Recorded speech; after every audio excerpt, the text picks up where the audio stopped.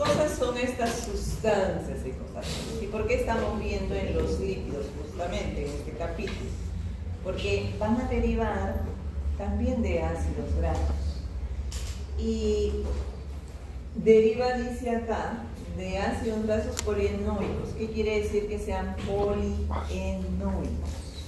Que ese ácido graso tiene varios dobles enlaces, más de 2, poli, en doble enlace, oicos, polienoicos, y además eicosas. Quiere decir que el ácido del cual va a derivar es un ácido graso de 20 átomos de carbono. Y el ácido graso que tiene 20 átomos de carbono es el ARA. ARA es araquidónico, correcto. También está el EPA, que tiene 20 átomos de carbono. Dice acá, son mediadores locales activos cerca del sitio de su formación. O sea, si el organismo lo necesita, en el lugar donde lo necesita, se va a sintetizar para que pueda ejercer su acción. Además, dice que va a utilizar proteínas G como segundo mensaje para activar esta vía, este proceso. No son almacenados en las células, como de repente las hormonas, ¿verdad? Se va a sintetizar en el momento que se requiera, se necesita, y no se almacena. Ejerce su acción y luego se son producidas por casi todas las células. ¿Y qué cosas son o qué funciones realizan estas sustancias eicosanoides? Están relacionadas con todas estas respuestas fisiológicas. Producen dolor, producen fiebre, inflamación en el asma, en la alergia. Se van a formar todas estas sustancias. Alteración de la activación de las plaquetas, inducción al parto. Seguramente ustedes las han visto como prostaglandinas, leucotrienos y tromboxanos. Todas esas vendrían a ser estas sustancias de las cuales estamos hablando, los eicosanoides. Bien. Entonces, recuerden, para su examen, ya les había dicho, creo que le vuelvo a repetir, ya es como la tercera clase que les voy diciendo. Nuestro organismo no puede sintetizar dos ácidos grasos. Digo, ¿cuáles son esos dos ácidos grasos que mi organismo no puede sintetizar? El linoleico y el linolénico, estos dos. ¿Y por qué? ¿Por qué? Porque no tiene la desaturasa delta 12 y delta 15. Delta 12 para formar este y delta 15 para formar este. Y además pertenecen a la familia de la clase omega 6 y omega 3. Pero ¿por qué estoy hablando de estos ácidos grasos esenciales? Porque justamente en nuestro organismo el ácido araquidónico del cual yo he dicho van a derivar las sustancias eicosanoides se sintetiza a partir del linoleico dentro de mi organismo. ¿Ok? Y el EPA, por otro lado, a partir del linolénico.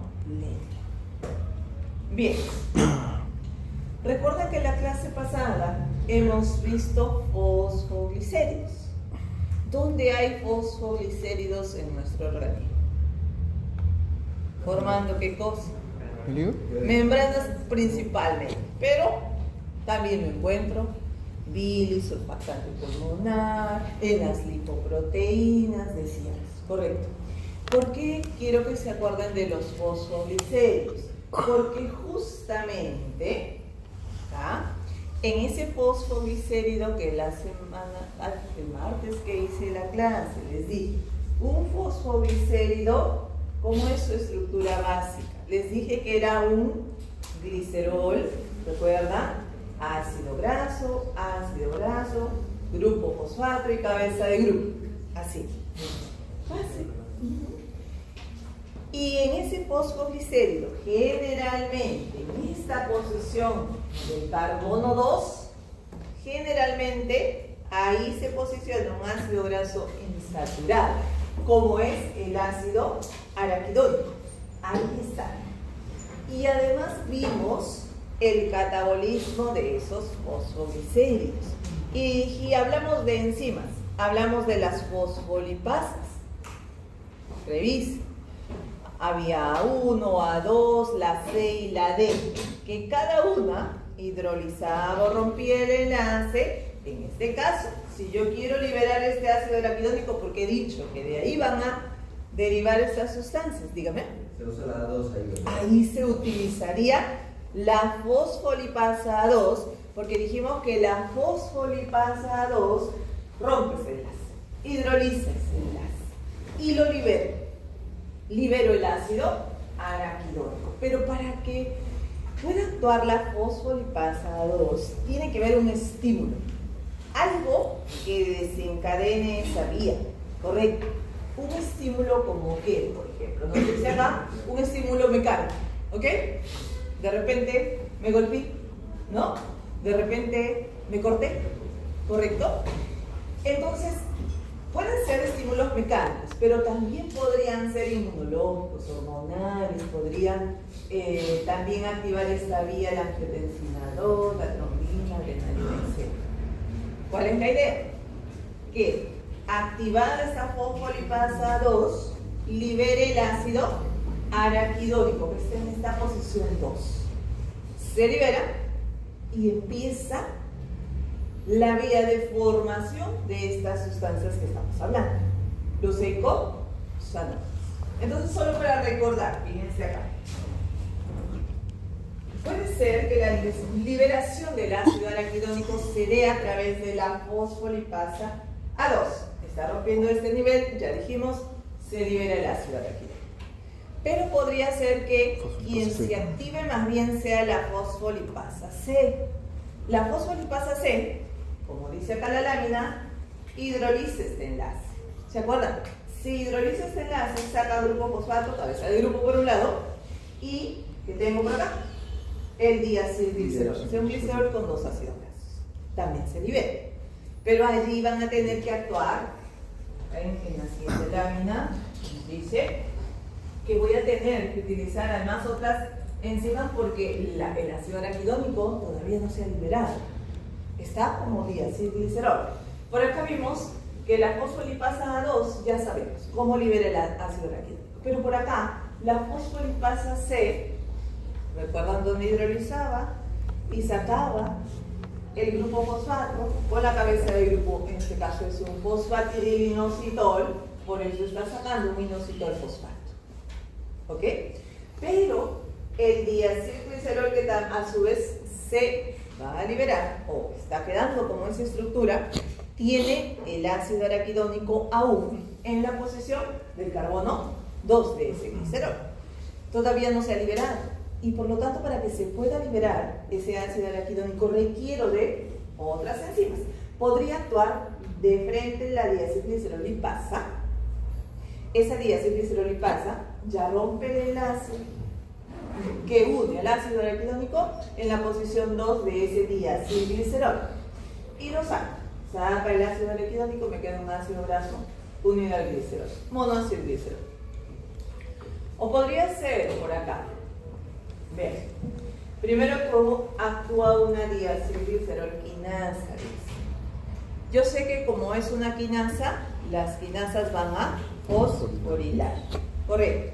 Y lo que está haciendo acá esta quinasa es fosforilar al diacilglicerol. Si lo fosforila en el carbono 3, se forma ácido fosfatídico. Y recién sobre ese ácido fosfatídico puede actuar la fosfolipasa 2 y va a hacer lo mismo, liberar el ácido araquidónico. ¿Ven? Bueno, a ver. La idea es que estas enzimas se activen. Y para que esas enzimas se activen, dijimos, deben haber estímulos, ¿correcto? Un estímulo que dijimos puede ser físico, por acá. Entonces, cuando hay un estímulo físico, los iones calcio empiezan a liberarse y son esos iones calcios quienes van a activar a la fosfolipasa 2. Por lo tanto, si se activa la fosfolipasa 2, va a actuar sobre el fosfoglicérido. En ese caso está actuando sobre una fosfatidilcolina, que también va a venir con membrana celular. Y si actúa la fosfolipasa 2, rompe el enlace de la unión de ese ácido graso en la posición 2, ya hemos quedado. ¿Qué vendría a ser el ácido araquidónico? En este caso, ácido araquidónico tiene 20 carbonos con 4 dobles enlaces. Por eso acá ustedes ven 20, 2 por 10, 4. Ese es el ácido araquidónico. ¿Bien? Si salió el ácido araquidónico de esta fosfatidilcolina, entonces va a salir todo lo demás, como lisofosfatidilcolina. Bueno, pero me interesa este ácido araquidónico porque es el que va a dar inicio a la formación de estas sustancias eicosanoides. El estímulo puede variar, la situación puede ser otra, y puede ser que la adrenalina o la bradquina se haya segregado. Por lo tanto, si son estos, tendrán su receptor y a través de proteína G también termina activando la fosfolipasa 2, que va a hacer lo mismo, ¿no? Liberar ese ácido araquidónico aparte del fosfoglicérido. Podría ser la trombina, más bien que se está segregando. La trombina también tendrá su receptor, en este caso a través de proteína G, activará más bien a la fosfolipasa C. Como les dije, puede ser que la A2 o puede ser que la C se active. Pero si es la fosfolipasa C y está actuando sobre este fosfoglicérido, este de acá se llama fosfatidilinositol difosfato. Hace rato les mostré el fosfatidilinositol, recuerdan, en esta lámina. Esto es fosfatidilinositol. Quiere decir que la cabeza del grupo es un inositol, para que sea fosfatidilinositol. Pero yo estoy hablando de fosfatidilinositol bifosfato, además.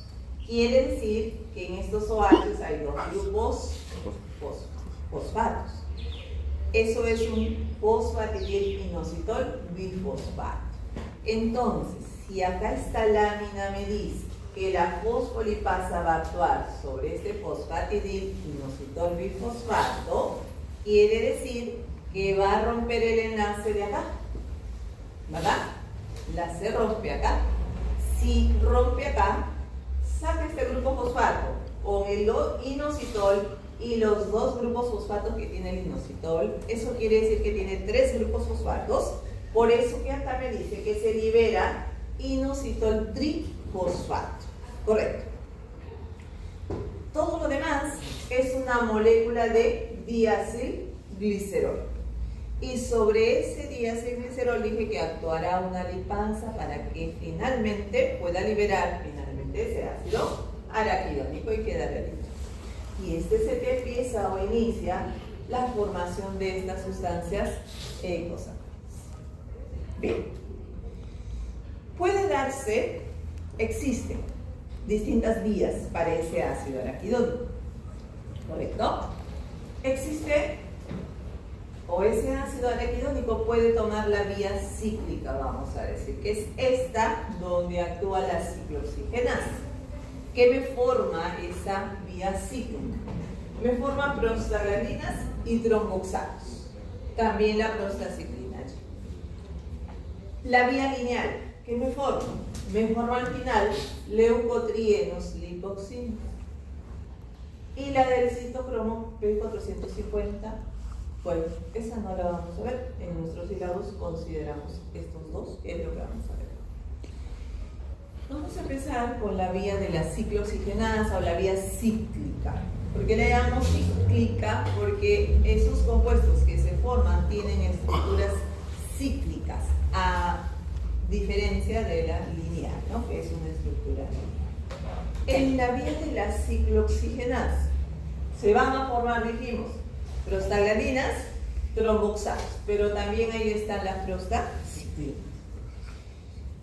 Las prostaglandinas se sintetizan en todas las células, menos en los eritrocitos. Prostaciclinas, endotelio vascular, y los tromboxanos en los trombocitos. ¿Ok? Y esto va a suceder, lo que ya hemos visto antes. Tendrá que haber un estímulo, dijimos, para que se active la fosfolipasa A2. En este caso, yo descanso. Está actuando sobre un fosfolípido de membrana de retículo endoplasmático. Se supone que si está actuando fosfolipasa A2, libera ácido araquidónico. Puede ser que en esa posición 2 también esté el ácido eicosapentaenoico, que es un ácido también de 20 carbonos polienoico, ¿no? Con 5 dobles enlaces. El araquidónico da lugar a la formación de estas prostaglandinas y tromboxanos, y el EPA da lugar a las CB3. También derivan de esto. Pero el araquidónico es lo que vamos a ver porque tiene importancia biológica en nuestro organismo. Esa es la que vamos a terminar bien. A ver. Esta enzima, la ciclooxigenasa, es una enzima bifuncional, dice ahí. Quiere decir que tiene una actividad como ciclooxigenasa, pero además una actividad peroxidasa que depende del glutato. Vamos a ver en su momento qué es lo que hace. Es una glicoproteína dimérica que tiene un grupo hemo orientado hacia el lumen del retículo endoplasmático. Y esto es lo que va a suceder. Una vez que se libera el ácido araquidónico, porque se supone que actuó la fosfolipasa A2, lo liberó. A partir de este ácido araquidónico actúa la ciclooxigenasa, que dije, tiene actividad ciclooxigenasa y actividad peroxidasa.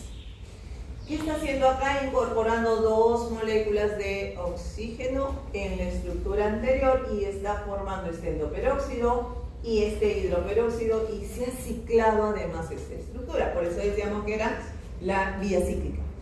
Y luego la actividad peroxidasa que necesita el glutatión para que se reduzca este hidroperóxido a un hidroxilo y se forme esta estructura que es la prostaglandina H2, la cual además es precursora de las demás prostaglandinas y tromboxanos y prostaciclinas. Entonces, a partir de la H2 voy a formar, mediante la prostaglandina E sintasa, la prostaglandina E2. Mediante una reductasa, la prostaglandina F2 alfa. Y por acá, mediante la D sintasa, formo o sintetizo la prostaglandina D2. ¿Qué funciones van a tener estas prostaglandinas? La prostaciclina, la E2D2, aumentan la vasodilatación y los niveles de angiotensina y disminuye la agregación de plaquetas, agregación de leucocitos, interleuquina 2, 1 y 2, proliferación de células T y migración de linfocitos. Y la 2-alfa aumenta broncoconstricción, vasoconstricción y contracción del músculo liso. De esa misma prostaglandina H2 se va a formar la prostaciclina a través de esta enzima, prostaciclina sintasa. Estas sí se van a acordar la función que ejerce esta prostaciclina, ¿correcto? Que va, ya saben, a inhibir la agregación de las plaquetas, la prostaciclina, y va a causar vasodilatación, contrario a lo que sucede con el tromboxano A2. Para que se forme tromboxano A2 necesito de una sintasa, tromboxano A sintasa. El tromboxano, ¿qué hace? Más bien estimula la agregación de las plaquetas, lo contrario a lo que hemos dicho de la prostaciclina, y este va a causar vasoconstricción. ¿Ok? Además de aumentar la vasoconstricción, la agregación de las plaquetas, también aumenta la proliferación de linfocitos y la broncoconstricción. Bien, estamos hablando de la ciclooxigenasa. Sí. Y de la ciclooxigenasa se descubrieron dos isoformas. Hay COX COX-1 y existe la COX-2, correcto. La COX-1 vamos a decir que es considerada la forma constitutiva, o sea, esa que me va a formar estas sustancias que ejercen una función normal, fisiológica normal en nuestro organismo. Y la COX-2 es más bien la inducible, esta que me va a provocar estas sustancias que me generan finalmente, ¿no?, el dolor, la inflamación, etc. Entonces, cuando nosotros utilizamos fármacos para contrarrestar esa producción de estas sustancias que me van a producir dolor, inflamación, fiebre, etc., utilizamos fármacos. Utilizamos el grupo de los AINES además, ¿no? Ahora que vayan a farmacología van a ver esto. Nadie, creo que todos hemos usado un Panadol, ¿no? Todos hemos usado una aspirina. Estos son los AINES. En el caso de los AINES, el mecanismo que realiza para contrarrestar estos efectos va a realizar lo siguiente. En este caso tenemos al ácido acetilsalicílico. El ácido acetilsalicílico lo que hace es inhibir a la ciclooxigenasa por acetilación. Estamos observando acá que el ácido acetilsalicílico tiene este extremo, grupo acetilo, ¿verdad?, que está uniéndose a un resto de serina de la ciclooxigenasa en SOH. Entonces se acetila y la vuelve inactiva, porque su conformación ha cambiado. Entonces ya no tiene actividad. Y si no tiene actividad, ¿qué va a suceder? Ya no va a darse toda esta vía y al final no me va a formar las prostaglandinas. ¿Qué más?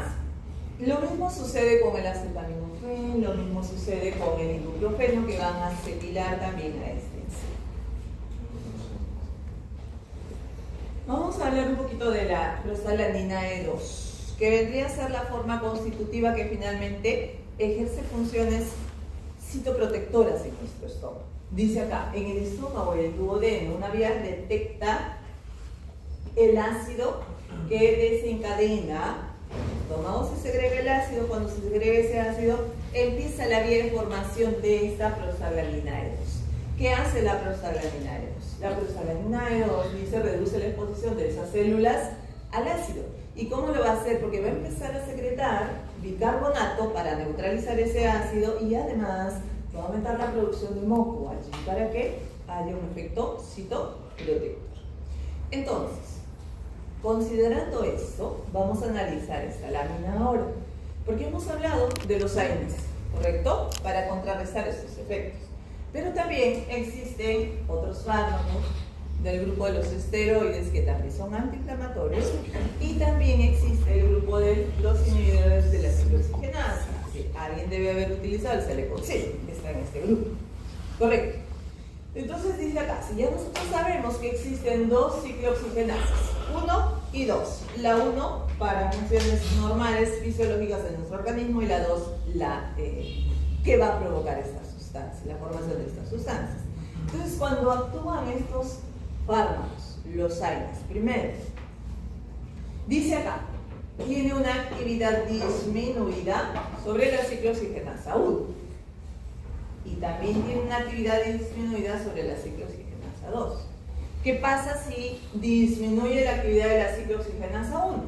Y dentro de sus funciones está, bueno, la agregación de las plaquetas, pero también la citoprotección en el estómago, que acabamos de mencionar, ¿verdad? Entonces sucede justamente esto, que las personas que toman estos fármacos sienten, ¿qué sienten? ¿No? Una acidez, un ardor, una gastritis. ¿Por qué? Porque no hay esa protección, porque se está inhibiendo esta vía, ¿no?, de formación de esta sustancia. Entonces se observa eso. Y obviamente quiero que haya una actividad disminuida de la ciclooxigenasa 2, ¿no?, para que no se produzca esta prostaglandina, la cual va a provocar esa inflamación, ese dolor. Pero en cambio los esteroides, ¿qué pasa? Dicen, no hay efecto sobre la COX-1, así que no nos va a causar esos problemas. Y hay una actividad disminuida en síntesis de la ciclooxigenasa 2, eso sí quiero para contrarrestar eso. Y el grupo de inhibidores de la ciclooxigenasa 2, también no hay efecto sobre la COX-1 y hay una actividad disminuida sobre la COX-2. Bien, ahora vamos cambiar a la vía lineal, la lipoxigenasa.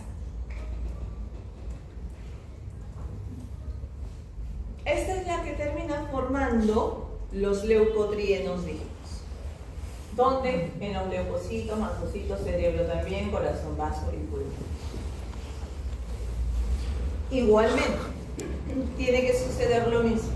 El estímulo para que se libere el ácido araquidónico y ese ácido araquidónico va a entrar a esta vía, en la cual tiene que actuar la enzima. La primera enzima es la lipoxigenasa. Específicamente la 5-lipooxigenasa, porque existen 3, 5, 12 y 15. La 5 es la que me deriva la formación de estos leucotrienos. Y el primer leucotrieno que se forma es el leucotrieno A4. Vean que es una estructura lineal, ¿verdad? Por eso le llamamos esta a la vía lineal que les decía hace rato. Esto es lo que sucede cuando actúa la 5-lipoxigenasa. Incorpora también una molécula de oxígeno en esta estructura del ácido araquidónico y forma este compuesto denominado 5-hidroperoxieicossatetraenoico. No se lo van a perder, pero así se llama, ¿ok? Y que luego actúa la 5-lipoxigenasa sacando una molécula de agua y forma el primer leucotrieno, que es el leucotrieno A4. Bueno, dice la lipoxigenasa o las lipoxigenasas, otra vez repito, hay 5, 12 y 15, cada una de ellas va a tomar distintas vías, pero la que me interesa o que tiene importancia biológica y que estamos viendo es la 5, que es la que va a producir respuestas inflamatorias. Vamos a ver. La enzima lipoxigenasa 5 es una dioxigenasa, dice acá. Quiere decir que cataliza la incorporación de 2 átomos de oxígeno, dije hace rato, va a ingresar una molécula de oxígeno. ¿Recuerdan la primera reacción? Y genera este hidroperóxido alílico, ese 5-HPT que les dije, ¿ok? Hidroperoxieicossatetraenoico. Bueno, tiene 2 actividades acá. La primera, que genera el hidroperoxieicossatetraenoico, y la deshidratasa, que ya finalmente me genera el leucotrieno A4, que es el primer que se formaba, dije, ¿verdad? Por una deshidratación había sacado una molécula de agua. Entonces, acá está todo el mecanismo. El estímulo en este caso, bradykinin. Tiene su receptor que a través de proteína G activará a la fosfolipasa 2. Se supone que esa fosfolipasa 2 va a actuar sobre un fosfolípido, liberando también ese ácido araquidónico, y empieza a actuar la 5-lipoxigenasa. Forma, bueno, ya vimos esas reacciones, me forma al final el leucotrieno A4. El primero que se forma, el cual además es inestable, dice la bibliografía, y se convierte en 2. Por acá, mediante una hidrolasa, leucotrieno A4, hidrolasa, forma el leucotrieno B4. Y por acá, mediante una leucotrieno C4 sintasa, forma leucotrieno C4 con ayuda de una molécula de glutatión. Casi siempre las sintasas que estamos viendo acá, ¿no? Vamos a ver esta lado. La voy a ver. Ya, espero que se vea. Vean acá, ácido araquidónico. Siempre un estímulo, actuó la fosfolipasa 2, se liberó ese ácido araquidónico. Y hemos visto que ese ácido araquidónico puede tomar la vía cíclica o puede tomar la vía lineal, eso va a depender del estímulo. En este caso estamos viendo la vía lineal. Entonces allí actuará la 5-lipoxigenasa, dijimos, la cual forma el leucotrieno A4, ¿verdad? El primero. Y que este, al ser inestable, puede ir acá o acá. Con una hidrolasa, dijimos que la leucotrieno A4 hidrolasa forma leucotrieno B4, y este leucotrieno B4 al final tendrá sus receptores para que pueda ejercer la acción. Por acá con la leucotrieno C4 sintasa se forma leucotrieno C4. Pero de ese leucotrieno C4 derivan estos dos también, D4 y E4. ¿Cómo formo leucotrieno D4? Mediante esta enzima, acuérdense, gamma-glutamil transferasa, leucotrieno D4. ¿Y cómo formo E4? Mediante esta dipeptidasa. Este leucotrieno E4 puede excretarse a través de la orina, así que si detectamos esta sustancia en esa orina, quiere decir que se están formando estos compuestos, estos leucotrienos. Estos leucotrienos además van a tener receptores para poder ejercer ese efecto biológico. Se llama la familia de los cistenileucotrienos, los receptores. Hay cistenileucotrieno 1, 2 y 3. Al unirse a ese receptor a través de proteína G van a darse esos efectos. ¿Cuáles son esos efectos que se van a producir? No sé. A ver. Como estamos hablando de leucotrienos, ¿ok? Todas estas funciones ejercen los leucotrienos. Y lo vamos a observar principalmente en los pacientes asmáticos. Recuerden. Genera broncoconstricción. Produce aumento de la secreción de la mucosa. ¿Y entonces qué observamos en pacientes? ¿No? La dificultad para respirar. Porque estas sustancias se están produciendo y están haciendo todos estos efectos. ¿Qué más va a producir?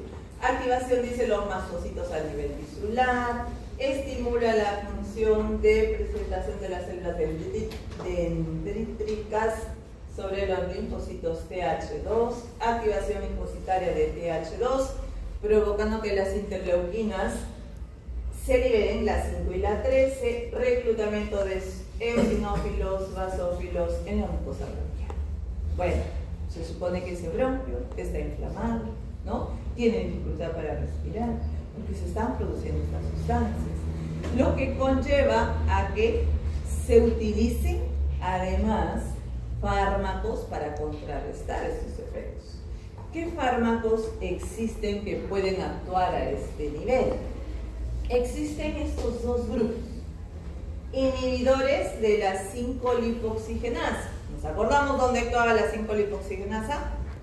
Espero que sí. Esa es la primera que actúa sobre el ácido araquidónico, ¿recuerdan?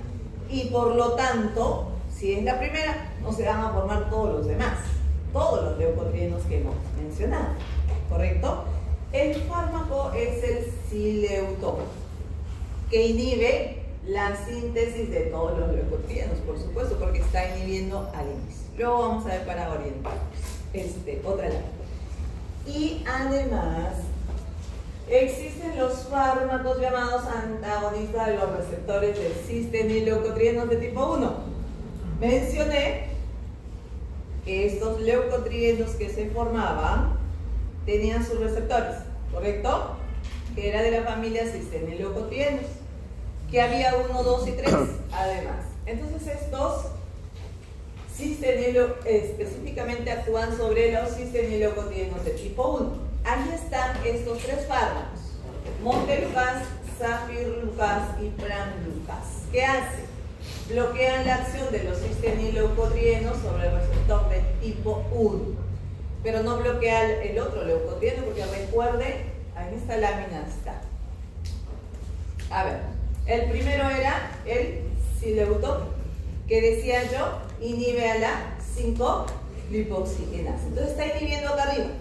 Si está inhibiendo a este nivel, ya no se forma leucotrieno 4 ni todos los demás, ¿verdad? En cambio, el otro grupo era montelukast, pramlukast y zafirlukast. ¿Qué hacía?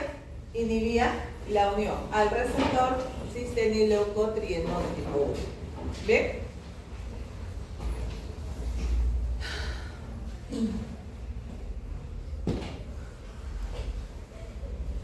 Buenos días, señorita delegada. Muy tarde. Está llegando a la clase. El tráfico, sí, ya. No les puedo culpar porque yo también la clase pasada llegué 20 minutos tarde. El tráfico de Panamericana me tuvo ahí. Sí, horrible. Pero ya tomé asistencia. Yo llegué antes de los 15 minutos. De acá les pongo tardanza. No. Pero al menos, ¿no? Bueno, vamos a terminar con esta serie, ¿ya? Vamos a hablar ahora del metabolismo del colesterol. A ver, pregunta. ¿Por qué es importante el colesterol en nuestro organismo? Para permite la permeabilidad de la membrana celular. ¿Usted qué dice? Ajá, la fluidez. Ok, lo mismo. ¿Oh? ¿No le escuché? Ah, regulador térmico del organismo. Muy bien. De energía. Ajá, liquidez, sí, porque energía no nos va a proveer, ¿no? Salvo por la regulación térmica. Pero... formación de hormonas esteroideas también. ¿Qué más? Formación de sales biliares también. Se van a tener que convertir en sales biliares y también de ahí deriva la vitamina D. Y cuando ustedes escuchan que mis niveles altos de colesterol es perjudicial, ¿verdad? Pero claro, no es malo tener el colesterol en nuestro organismo. Lo malo es tenerlo alto. Eso sí es perjudicial. ¿Y alguna vez han escuchado que dicen los aceites vegetales, 0% colesterol las propagandas? ¿Qué piensan de eso? ¿Es verdad? Pues mentira.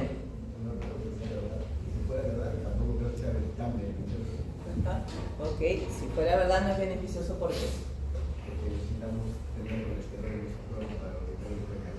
Ya, claro, pero colesterol vamos a poder consumir siempre, a ver, grábense eso. Colesterol siempre es de origen animal, correcto, no de origen vegetal. El aceite es de origen vegetal, eso quiere decir que no tiene, porque no puede sintetizar los vegetales colesterol. Pero ¿qué es lo malo de ese aceite que yo consumo? Estoy consumiendo de todas maneras grasa allí, ¿no? Que además es grasa saturada, porque luego de freír se desatura ese aceite y yo lo consumo, y las grasas o los ácidos grasos saturados sí me elevan los niveles de colesterol, triglicéridos, LDL incluso. Entonces, por un lado, porque las propagandas no pueden mentir. Si es 0% colesterol, sí es 0% colesterol. Pero el motivo es porque no pueden sintetizar colesterol los vegetales, ¿correcto? Bueno, químicamente hablando, en el primer ciclo aprendieron que este es mi colesterol, ¿cierto? Esa estructura. El ciclo pentano-perhidrofenandreno. ¿Lo vieron? Así es. Ciclo pentano-perhidrofenandreno, 4 anillos allí, y por lo tanto tiene como 27 átomos de carbono. Y fíjense, un punto importante, que en este OH el colesterol se puede esterificar con un ácido graso. ¿Han escuchado del colesterol esterificado? Y del colesterol libre. Esterificado, acá hay ácido graso. Libre, ya no está. Lo digo porque luego voy a mencionarlo, ¿ok? ¿Han visto con Dr. Ajo la digestión de los lípidos? Y han hablado de que al consumir esa grasa, el organismo tiene que formar semicelas, ¿se acuerdan? Para que puedan absorberse esa grasa y entrar al enterocito. Entonces, igualmente acá, ese colesterol, ahí todavía no habla de eso. ¿Qué me habla ahí? Me dice de que normalmente en el día yo consumo una cantidad de colesterol. ¿Cuánto? 300 miligramos, exagerando es mucho. Si es que la persona pues no sufre de hipercolesterolemia, está bien, podemos consumir hasta allí. Pero si no, yo sé que tengo que disminuirla. Además, nuestro organismo es sabio, ¿por qué? Porque si detecta que está consumiendo mucho colesterol, la síntesis endógena debe disminuir. Y si detecta que consume poco colesterol, esa síntesis debe aumentar. Pero tiene que estar en un equilibrio, siempre. Debe haber una cantidad normal en nuestro organismo. El problema es cuando falla, ¿no? O cuando consumo mucho y esa síntesis también se está dando. Entonces eso falla y al final mis niveles de colesterol aumentarán. Por lo tanto hay que entrar en un tratamiento farmacológico en ese momento para disminuir esa síntesis endógena. Además de la dieta, por supuesto. Entonces, les decía, ese colesterol que yo voy a consumir en la dieta generalmente va a estar esterificado, que ya les dije, debe estar unido a un ácido graso. Va a tener que suceder que se deben separar para que puedan entrar en esa micela y pueda absorberse luego y entrarle al enterocito. ¿Cómo se separa? Es la pregunta. Entonces nuestro organismo tiene esta enzima, colesterol esterasa, que hidroliza y separa el colesterol, lo deja libre, y el ácido graso también. Luego ya, así, entra a esa micela, así como también entran, ¿no?, los otros compuestos lipídicos que yo consumo, que abundan los triacilglicéridos, yo consumo. Si es un triacilglicérido también se tiene que separar los ácidos grasos del glicerol. Como un monoacilglicerol sí puede entrar y entrar hacia el enterocito, sí puede. Pero cuando ya ingresa el enterocito, ¿qué va a pasar dentro del enterocito? Se tienen que volver a unir. O sea que mi colesterol se une al ácido graso. Y para ello necesito de esta enzima, acilcolesterol aciltransferasa, ACAT. Acuérdense que son distintos, colesterol esterasa y colesterol aciltransferasa. Dentro del enterocito se vuelve a esterificar y además con los triacilglicéridos, fosfolípidos, y con la ApoB48 se forman los kilomicrones. Ahí en el intestino yo sé que los kilomicrones deben transportar toda esa grasa, ¿verdad? Va a ir por linfa, llega a circulación, esos triacilglicéridos tienen que terminar en tejido adiposo, además, que ya vimos, ¿recuerdan? Y la VLDL que transporta. También transporta triacilglicéridos, abunda, pero los triacilglicéridos que transporta, ¿de dónde a dónde es? La VLDL. Kilomicrón del intestino al tejido adiposo. Lleva triacilglicéridos. Pero la VLDL transporta los triacilglicéridos que se han sintetizado en el hígado, que vimos la clase pasada. Lo transporta también al tejido adiposo. Bien. Esto es lo que les he dicho. Que este es mi colesterol libre y este es mi colesterol esterificado, porque acá hay un ácido, en este OH entra un ácido graso. Entonces cuando yo consumo, decía, ese colesterol está esterificado y que para que pueda entrar al enterocito tiene que separarse. Y en este sentido la enzima es la colesterol esterasa, para que lo pueda separar. Ya queda libre el ácido graso y mi colesterol. Pero en este otro sentido, porque dentro del enterocito de hecho tiene que reesterificarse. Así que por acá, la ACAT, acil-CoA-colesterol aciltransferasa, vuelve a unir ese ácido graso al colesterol. Se volvieron a unir. Entonces acá, fíjense. El colesterol ingresó al enterocito. ¿Ok? Ahí está. Dentro del enterocito, dije, se tiene que reesterificar unido al ácido graso, forma el éster de colesterol.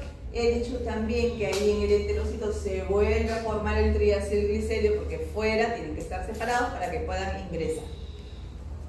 Y cuando ya están en el enterocito, triacilglicerol, ésteres de colesterol, el colesterol libre también por supuesto se va a quedar. Se empaqueta y se forma el kilomicrón, que tiene como apolipoproteína la B48. Por linfa llegará en circulación y va a ir a dejar esos triacilglicéridos y los componentes. Ahora,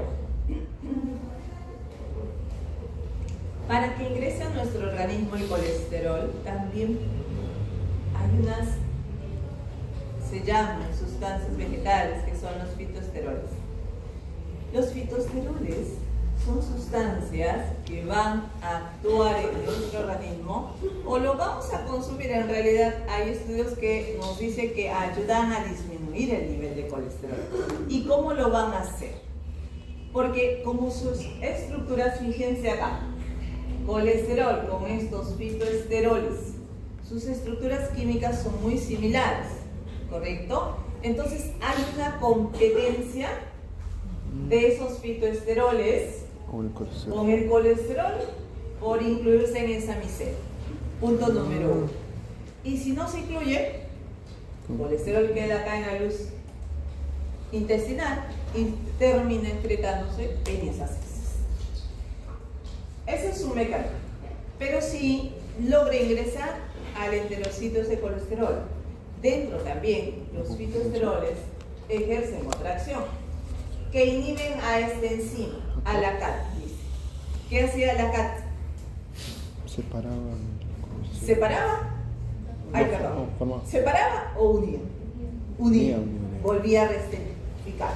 Entonces, si no puede actuar la ACAT, quiere decir que el colesterol queda libre, ¿verdad? Queda libre. Y otro mecanismo que hace sus fitoesteroles es que promueven la salida del colesterol libre a través de este transportador ABC. Y de esa manera, al salir, también disminuye ese nivel de colesterol en el organismo, que luego se perderá a través de esas heces. Bien. En estos alimentos encontramos fitoesteroles. Creo que lo que consumimos sería el aceite de oliva, cacahuates. ¿Qué es eso? Almendras, ¿no? Lo demás no es muy conocido. Margarina de control tiene una gran cantidad, pero eso es no natural. Bueno, entonces, ya hemos visto cómo el colesterol que yo consumo en la dieta se absorbió y se ha distribuido. Pero también mi organismo sintetiza colesterol endógenamente. ¿Y quién va a sintetizar el colesterol dentro de mi organismo? Principalmente el hígado, principal productor de ese colesterol. ¿Y qué requiero para poder formar colesterol? Requiero, dice acá, de moléculas de acetil-CoA y de esos carbonos, porque esa estructura que vimos, ciclopentano, perhidropenanteno, son carbonos unidos. Pero yo les dije son 27 carbonos, ¿no? ¿Y cuánto tiene el acetil? 2. ¿Se imaginan todas las moléculas de acetil que voy a tener que usar? Voy a utilizar NADPH como agente reductor y voy a utilizar, el proceso se da en el citosol y en el retículo endoplasmático. Entonces, vamos a ver esta vía de síntesis rapidito. No solo van a tener que aprender todo, pero les voy a decir ahí puntos importantes. Primero voy a ver la síntesis de mevaldonato, esa es la más importante. Formación de unidades isoprenoides, dice condensación de 6 unidades isoprenoides para formar el coaleno, ciclación del escoleno para formar la anosterol y finalmente la anosterol se convierte en colesterol. Veamos esa primera parte importante que les decía. ¿Qué estoy viendo acá? En estas reacciones, sí, me falló, no grande.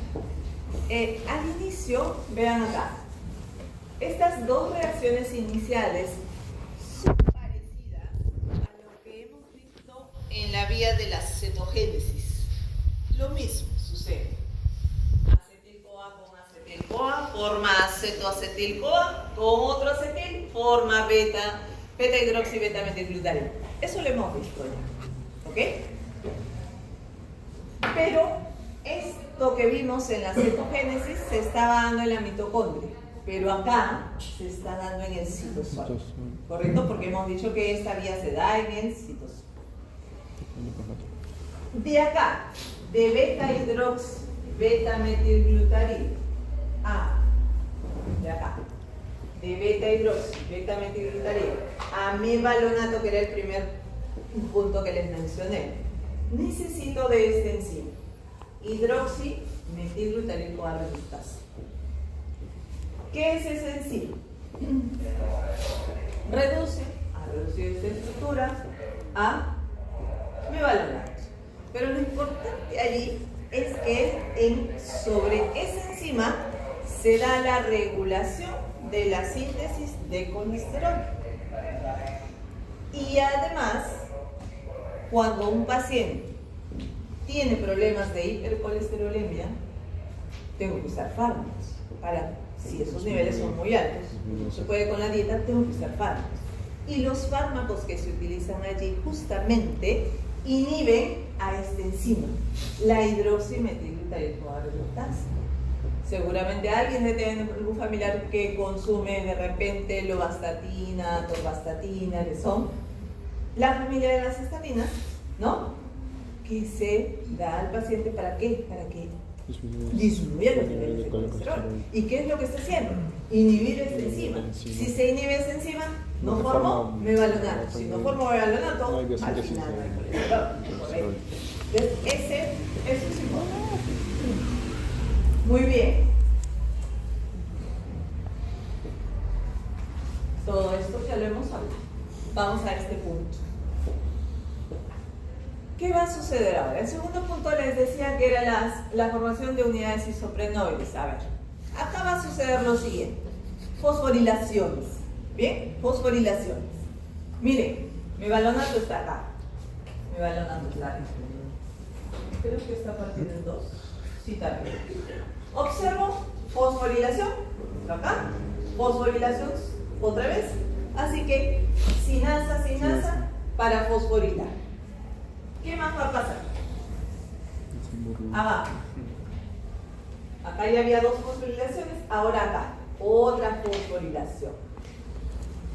Y luego se va a descarboxilar, sale el CO2 y me queda esta estructura. Dice ahí, isopentenilpirofosfato. Cuenten cuántos carbonos posee ese isopentenilpirofosfato. ¿Cuántos tiene? 4, 1, 2, 3, 4 y 5 tiene. ¿Cómo que 4? 5. Esa es la unidad isoprenoide que les decía hace rato. 5 carbonos.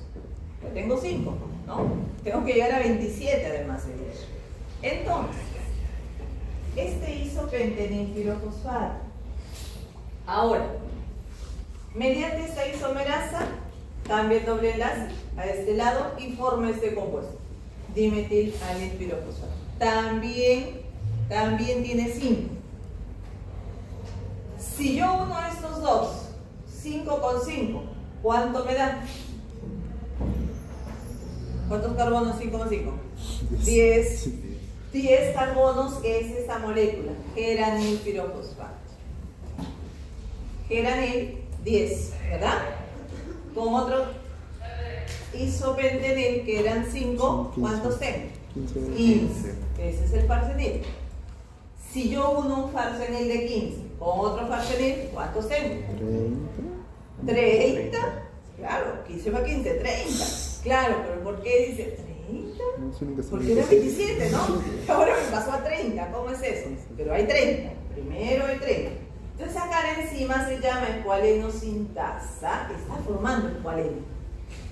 Que si lo ven acá, el escualeno como que se dobló ahí, ¿no? Y está tomando esa forma de lo que va a ser colesterol. Y esta escualeno monoxigenasa incluye ahí una molécula de oxígeno y forma este epóxido, que luego ese epóxido, por acá, con una ciclasa, cierra la estructura anterior. ¿Ven? Ya se cicló y se formó lanosterol. Y ya no les puse para que no se complique más la vida, porque de lanosterol a colesterol hay otro grupo de reacciones que no nos interesa mucho, pero en ese grupo de reacciones se pierden 3 carbonos. De esa manera, cacha, llego a tener 27. Porque eran 3, ¿no? Voy a perder 3 y llego a 27. Y llego a esta molécula, a formar colesterol. Bueno, ya sabemos cómo se sintetiza ese colesterol, ya sé cuál es la enzima importante y sobre la cual se va a dar esa regulación. ¿Cuál es? Ya me olvidé también. ¿Cuál es esa enzima que les he dicho? La importante y que todos anotaron pero no se acuerdan, ¿no? Porque ahorita estamos de modo seminario. HMG reductasa. CoA reductasa. Muy bien. Es la enzima, ahora vamos a volver a recordar. ¿Qué factores hacen que aumente los niveles de colesterol en mi organismo? Colesterol libre. ¿Y qué factores van a hacer que disminuyan el colesterol? A ver. Bueno, sí. A ver, vamos a ver acá. Dice, factores que incrementan el colesterol libre. Primero, biosíntesis de nuevo, ¿no? Si se da mayor síntesis de mi organismo, obviamente mis niveles van a aumentar. Si decimos la ingesta, si yo aumento la ingesta, la biosíntesis de nuevo debe disminuir, ¿no? Porque si está observando que en el organismo está entrando más colesterol, es como que se regula, entonces empieza a disminuir. ¿Qué más aumentaría? Dice, hidrólisis de los ésteres de colesterol intracelular por la colesterol esteridrolasa. Esa enzima colesterol esteridrolasa es la misma que la colesterol esterasa. ¿Qué hacía la colesterol esterasa? Separaba. Entonces acá, al separar del ácido graso quedaría libre. Entonces más colesterol libre. Aporte dietético de colesterol, claro. Si ya los niveles normalmente que yo digo que debe estar regulándose, ¿no?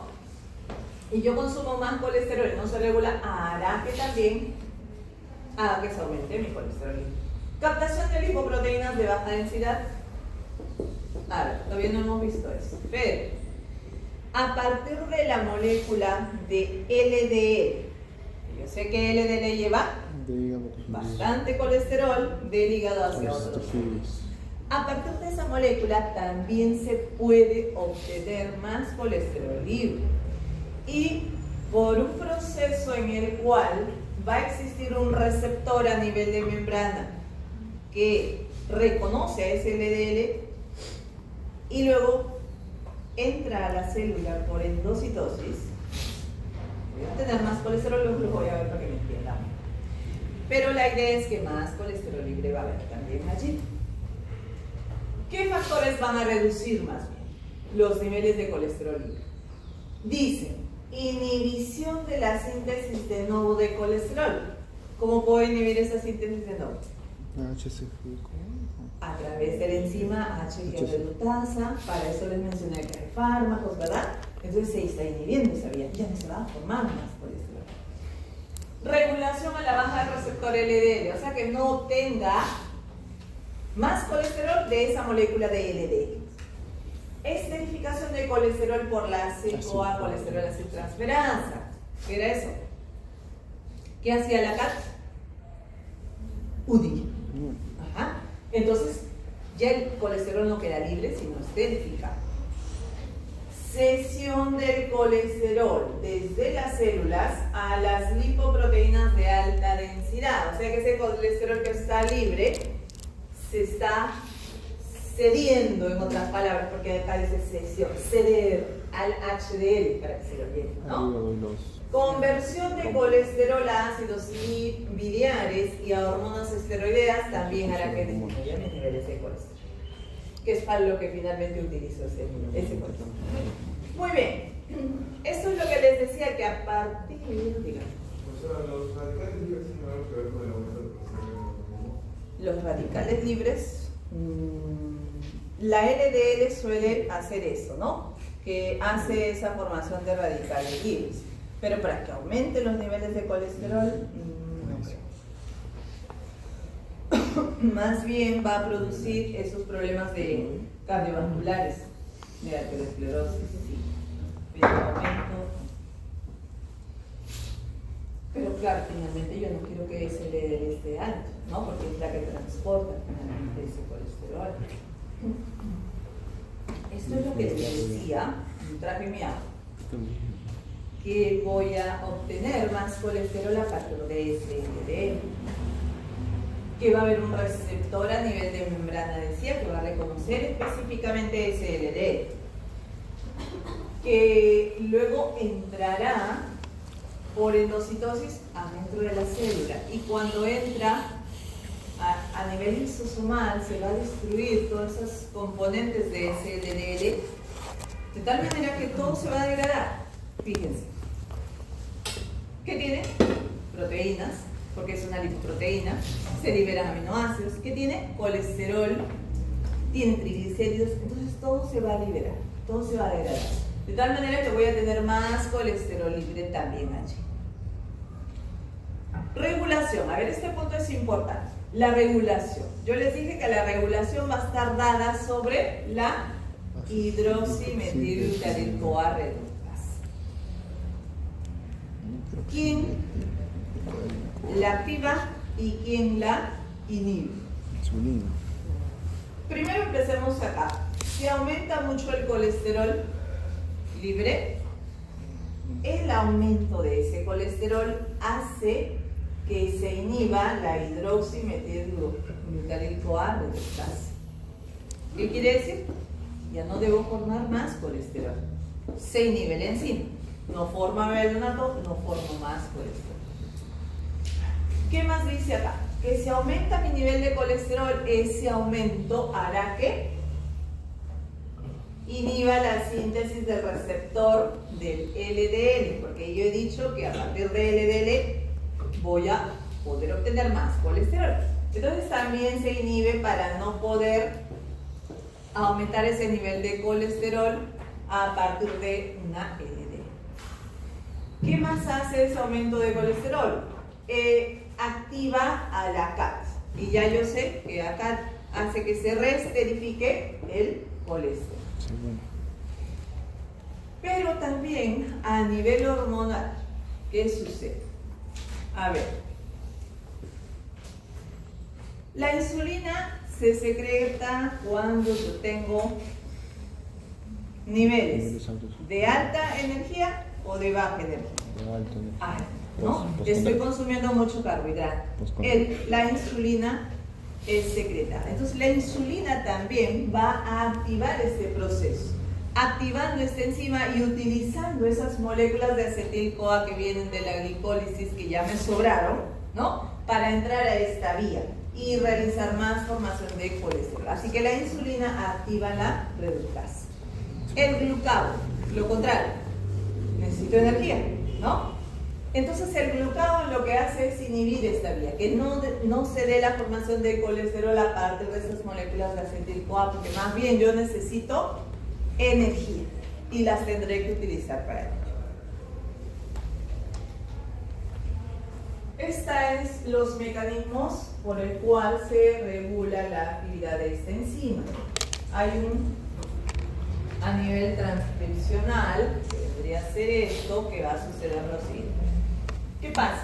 Acá en la membrana del retículo endoplasmático existen dos proteínas. Se llama SCAP o SRBP. ¿Ok? Estas dos proteínas, cuando los niveles de colesterol son altos, el colesterol se une a ellas manteniéndolo allí, vamos a decir. Pero cuando los niveles bajan de colesterol, estas dos proteínas migran a la membrana de Golgi. No impiden que vaya hacia allá, y esto, ¿para qué se va hacia la membrana de Golgi? Porque allí existen dos proteínas de sitio 1 y 2, las cuales van a hidrolizar este dominio de unión de ADN para que se vaya a nivel del núcleo, para que exista la transcripción del gen que codifica la síntesis de la enzima hidroximetilglutaril-CoA reductasa. Se forme la reductasa, ¿para qué? Para que se dé esta vía de síntesis de colesterol. También va a suceder la transcripción del gen para que pueda formarse el receptor de la LDL para poder obtener a partir de LDL más colesterol.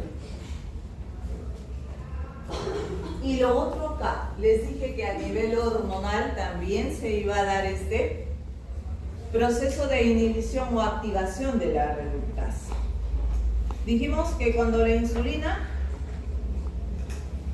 se segrega, cuando tengo niveles altos de energía, esta vía se debe activar. La reductasa se debe activar. Entonces, ¿qué hace la insulina? Acá está la insulina. La insulina activa una fosfatasa. Y las fosfatasas, yo sé que... ¿Qué hacen las fosfatasas? De fosforila. Entonces, de un estado inactivo que puede encontrarse la reductasa, que es fosforilado, la defosforila y la vuelve activa, empieza ese proceso de síntesis de colesterol. Lo contrario, glucagón es secretado. Falta energía, ¿verdad? Esas moléculas de acetil-CoA no se deben utilizar para hacer síntesis de colesterol. Debe inhibirse, por lo tanto, la enzima, dijimos. Y lo que hace el glucagón es a través de esa proteína sinasa AMP activa que se activó por esa proteína sinasa AMP activa, fosforila a la HMG reductasa. Al fosforilarla la vuelve inactiva también. Y por un proceso de degradación también se inhibe esta vía porque se puede degradar a la reductasa por proteólisis. Por lo tanto, ya no habrá actividad de esta enzima. Finalmente, todavía no acabamos, esperen. El colesterol, al no poder ser metabolizada, así como han visto la glucosa que luego final termina en CO2 y agua, de nuestro organismo sale, convirtiéndose en otros productos, ¿no? Convirtiéndose en sales biliares, convirtiéndose en hormonas esteroideas que nos mencionó su compañera, o también hay pérdida a través de las heces en cantidades pequeñas, tal cual como molécula de colesterol. Entonces nos toca ver esa partecita y con eso vamos a terminar rapidito para poder empezar. Los ácidos biliares, acuérdense que son dos. Se llaman, ¿dónde está? Ácido cólico 2 y ácido quenodesoxicólico, que derivan de de colesterol. Acá está. Colesterol, acá está. Colesterol se convirtió primero en 7-hidroxicolesterol, porque acá entró un OH. Eso es todo lo que ha pasado con estas 7-alfa-hidroxilas. Y luego, ¿qué va a pasar? Acá está. 7-alfa-hidroxicolesterol, dije. Luego hay una reducción, hidroxilación, bueno. Lo que interesa es que al final formo este quenodesoxicólico y este ácido cólico. Que la diferencia entre estos dos es este OH. Nada más. ¿Ya? Bien. Este es el ácido cólico. No está el quenodesoxicólico, está el cólico. Tanto cólico como quenodesoxicólico se pueden conjugar y forman las sales biliares primarias. ¿Con quién se conjugan? Con aminoácidos. ¿Qué aminoácidos? Glicina y taurina. ¿Ok? Glicina y taurina. Si estos dos aminoácidos se conjugan con el ácido cólico, tengo ahí dos ácidos biliares primarios. Si estos dos aminoácidos se conjugan con el quenodesoxicólico, tengo otros dos. Así que los ácidos biliares primarios o sales biliares primarias conjugadas son 4. De esta manera se conjugan. Ácido cólico se activa y recibe la taurina por acá. Formó ácido taurocólico.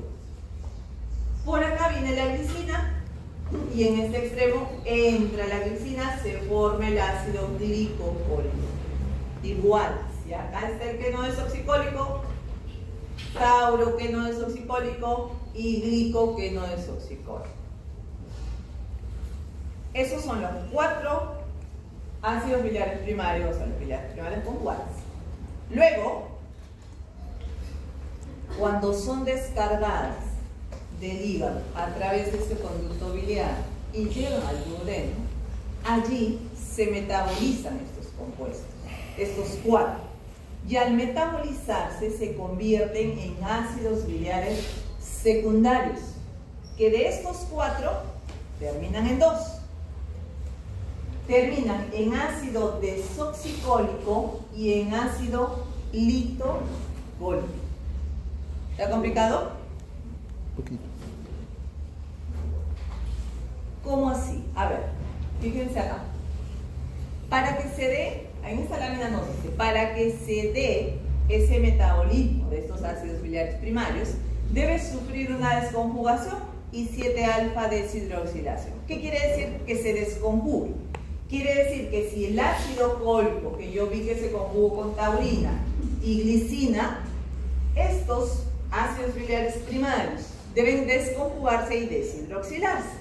¿Cómo se desconjuga? O sea, sale la taurina y sale la glicina de esos extremos, termina en carboxilo por acá. Si se deshidroxila este carbono, OH que está en posición 7, sale este también y termina en este. Así que los dos terminan en un mismo ácido biliar secundario que, acuérdense, del ácido cólico termina en desoxicólico. Por acá va a suceder lo mismo. De los conjugados del queno desoxicólico, tauro queno desoxicólico, glico queno desoxicólico, hace lo mismo. Se desconjuga, se deshidroxila y termina en el ácido biliar litogólico secundario. Siempre les pregunto esto, nunca me contestan además. ¿Dónde se producen estos ácidos biliares primarios? En el hígado, los primarios. Pero como han sido descargados los 4 al intestino, y en el intestino se metaboliza, hemos dicho, y terminan en deoxicólico y litogólico. No quiero que se aprendan las estructuras químicas, pero sí al menos esos nombrecitos. Es solo conjugación y luego sí, pues, y desoxicólico tiene que saber de dónde deriva y litogólico también.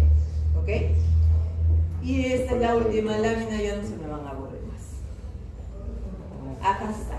Hígado, que a partir de colesterol, que voy a formar ácidos biliares primarios, que más o menos al día se producen 0,5 gramos al día.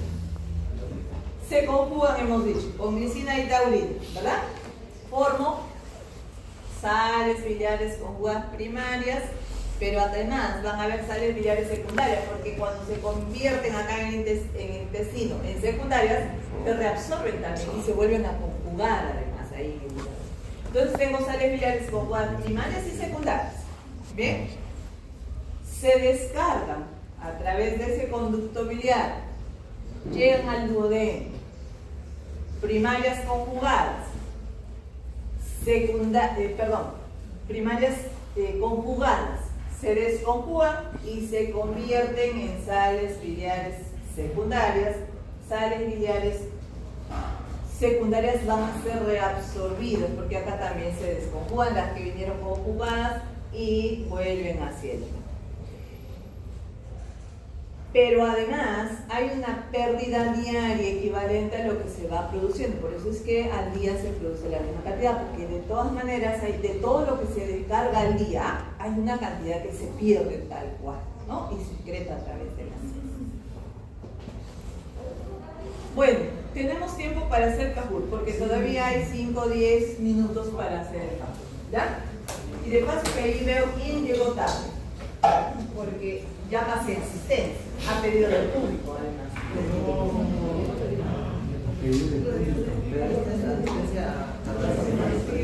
Esta ya está tarde. Hugo no llegó a la asistencia. ¿Usted tampoco? No, pero pasa de nuevo, pasa. No, ya con el campo está complemento. Bueno, el Kahoot pone tarde. Ya, a ver. Oye, ¿por qué sale ¿Qué organización? Lo dejé abierta. Ya me habré Extraíste todo. Extra. A ver, estamos en ecosanoides, grupo 2. Ya. Ojalá que el internet no falle, ¿no? Porque el internet falla.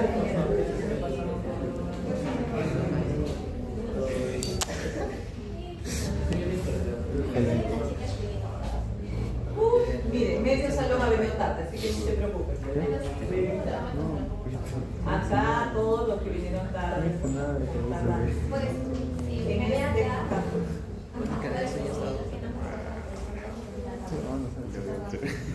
chicos, levanten la mano quien llegó tarde. Todos, ¿ven? Siéntese. Cajún, de frente.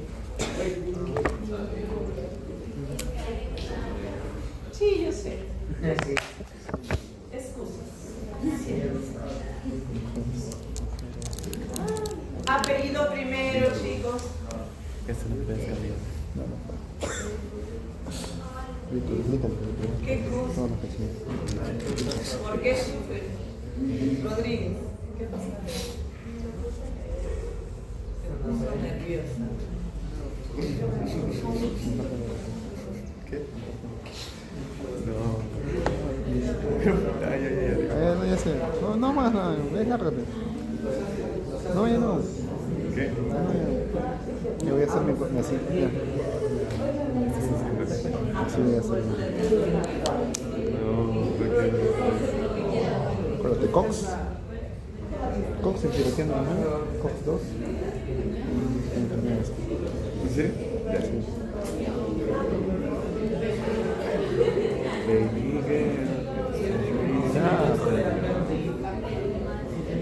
¿Qué haces eso?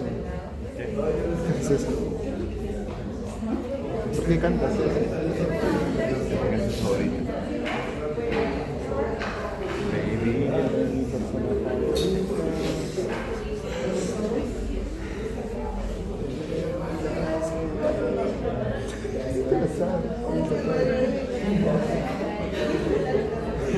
Creo que hay más de 5.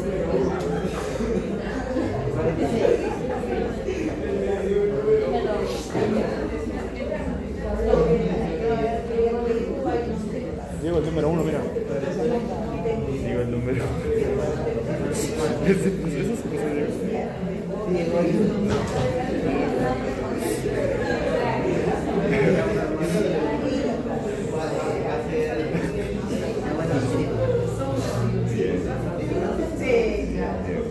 Como no quede primero. Ya.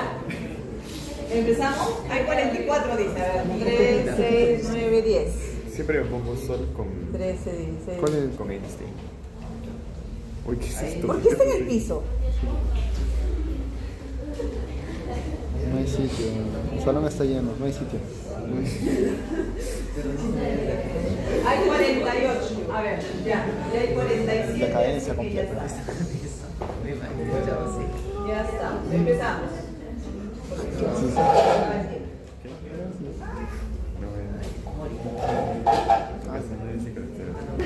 Ya, por favor.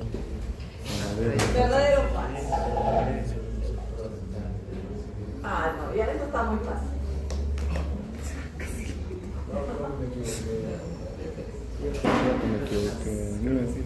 Me equivoqué. Equivocando se aprende. Sí, hay 8 que se equivocan.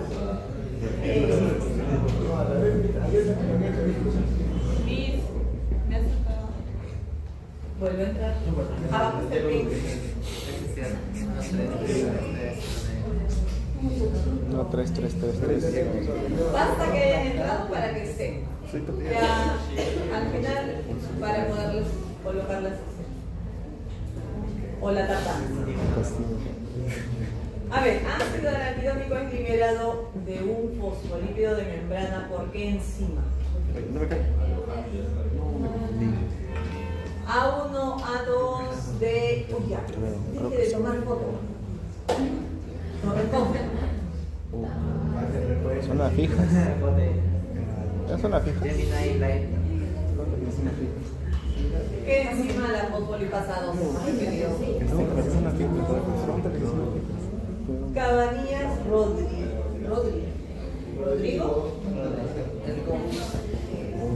¿Verdadero o falso? ¿La prostaciclina inhibe la relación de las plaquetas? Les dije, acuérdense. ¿Seguro? No, yo no sé qué es lo que he ido de casualidad. No sé qué puse, creo que es falso. Verdadero. Bien. Verdadero. Tiene un punto de Garnica. Inhibe. Hay un punto. ¿Y el troposano qué hace? Aumenta la velocidad. Tiene que ver todo entonces. Prostaciclina inhibe la relación de las plaquetas. No digas nada ya. Ya, 4. Sorry. La esterificación del colesterol, ¿qué enzima se utiliza? Acá, colesterol esterasa, colesterol oxidasa. Creo que es la otra. Uno de esos tres. No tengo idea. Esta explicación es. Purificación. Porque te purifica el colesterol.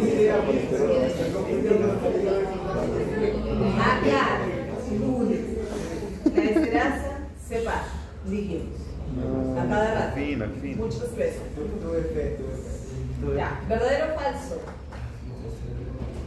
¿Los fitoesteroles aumentan la esterificación del colesterol? ¿Se logra esterificar en el enterocito? ¿O no? ¿O queda libre? Porque acá no era así. No se viene como la espuma. Mira. ¡Wow! Ya es muy común te conocer. ¿No? Recuerda. Eres una que yo creo. Los fitoesteroles impiden que se esterifique. ¿Por qué? Para que quede libre y pueda salir. Eso como yo. C. La regulación del colesterol. Ya. ¿Sobre qué enzima se da? Ya. No, no sé. Sé que es H. Pero taza sin taza. Sintasa, sintetiza. Ah, no. El HM. No, así. Sintasa reduce Pero y lo convierte en mevalonal. Y es allí donde está la regulación. Sobre la regulación. esto me va a dar. Bien. Yo pronto Última, ácidos biliares secundarios. No, ya. ¿Cuál es un ácido biliar secundario de los que hemos mencionado? Es un nombre largo, siempre el nombre largo. No, creo que no. Es litrocólico. ¿Seguro? Sigue tomando. ¿Son las finas? Así es la vida. Niquilónico, no. ¿Cómo que el glicogeno Quítalo, desoxicólico? ¿no? Los dos ácidos biliares que se forman del colesterol, ¿cuáles eran? Cólico, quenodexicólico. Quenodexicólico. He dicho, estos dos se conjugan con taurina y glicina. Cólico con taurina y glicina salen dos. Desoxicólico. Quenodesoxicólico con taurina y glicina sería el glicogeno desoxicólico, que todavía es primario. ¿Cuáles son los que se forman como secundarios? Tengo litocólico, que es la respuesta acá. Y desoxicólico. Y el deoxicólico Deoxicólico. es el otro. Acuérdense. ¿Ya? Pregunta de examen. Uy. Hija. ¿Quién es Mendoza? No está Mendoza. Ríos. Y yo Cabañas. creo que será Cabañas. Muchas gracias. No sabía. Tolentino y Cancha. Sí.